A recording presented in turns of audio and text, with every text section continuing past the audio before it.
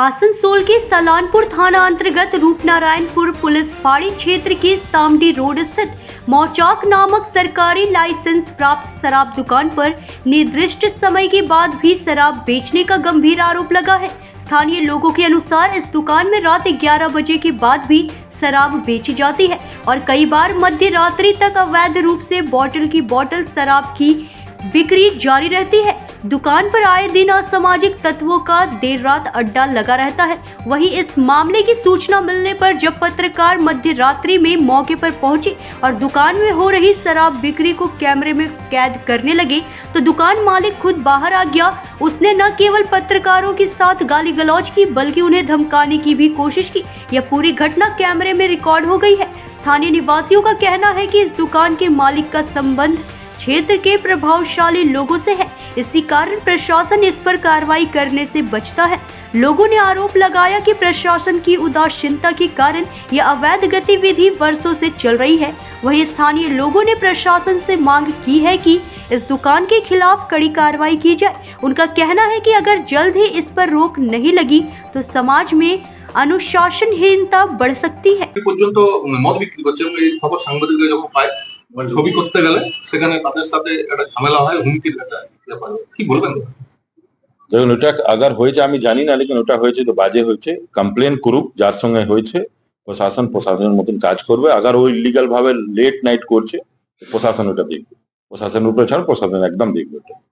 একটা জিনিস তো মানে এর আগেও ওর নামে একাধিক অভিযোগ রয়েছে, বাজার কমিটির প্রাক্তন যিনি রয়েছেন তিনি বলছেন অভিযোগ। দেখুন, অভিযোগ আছে, তার মাঝে ওকে থানাতে ডেকে বলাও হয়েছিল মনে হচ্ছে, যতটা আমি জানি। তার মাঝে এই ঘটনাটা হয়েছে, এটা আমি সকালবেলা জানতে পারলাম। তবুও প্রশাসনের কাছে আমরা বলবো ওইটা খুদিয়ে দেখুক কি আছে না আছে। যেই সিস্টেমে আছে, আগে ওর লাইসেন্স আছে, এই সিস্টেমে চলে সবার এরকমই চলবে। ওই সময় পিরিয়ড বেঁধে দিতে হবে প্রশাসনকে কি হ্যাঁ ভাই এটা এই সিস্টেম করতে।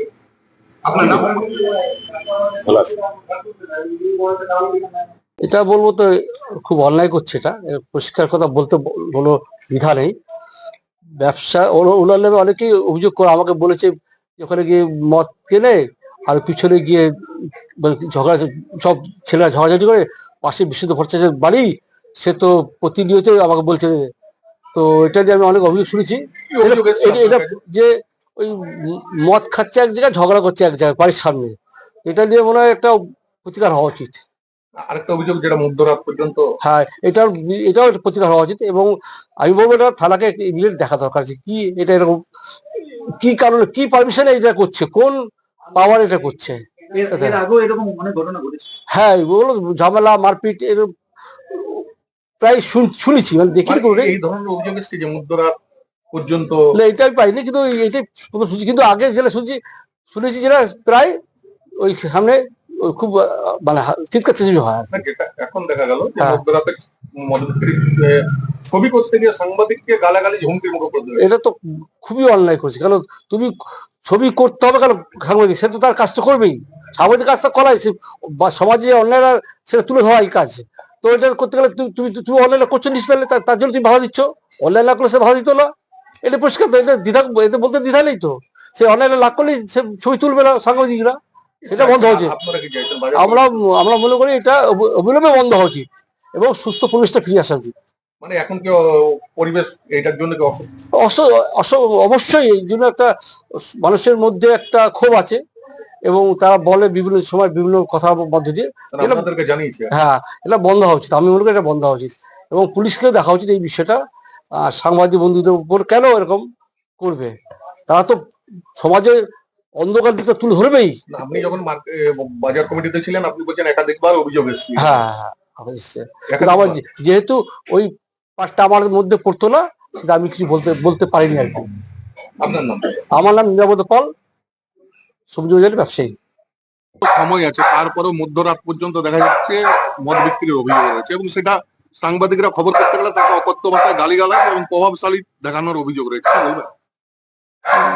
না, সেটা টাইমলি একটা হওয়া উচিত। হ্যাঁ, কিন্তু আমাদের প্রশাসনকে সেটা তাদেরকে দেখার জন্য আমরা নিশ্চয়ই রিকোয়েস্ট করব।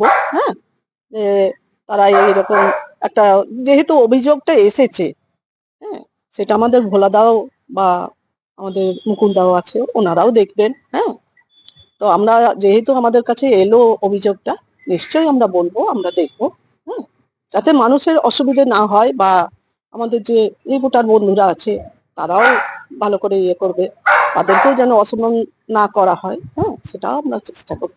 মধ্যরাত পর্যন্ত দোকান খোলা ছিল, সাংবাদিকরা ছবি করতে গিয়ে অকথ্য ভাষায় গালিগালাজ এবং হুমকি দেওয়া হয়েছে, কি বলবেন এটা? না, এটা উচিত নয়, এটা আমিও বলবো না, নিশ্চয়ই এটা উচিত নয়। হ্যাঁ, যাই হোক, আমাদের ভোলাদাকে আমরা বলবো। হ্যাঁ, এটা এই বিষয়ে যেহেতু আমার কাছে এখন এসছে বলে, তাই আমি নিশ্চয়ই বলবো। হ্যাঁ, আমিও রিকোয়েস্ট করবো যে এই বিষয়টা একটু দেখুন, মুকুন্দাকেও বলবো, বিধানদাকেও বলবো, ঠিক আছে, আমরা বলবো। আপনার নাম বলুন। আমার অপরাজিতা কর্মকার। এটা কত নম্বর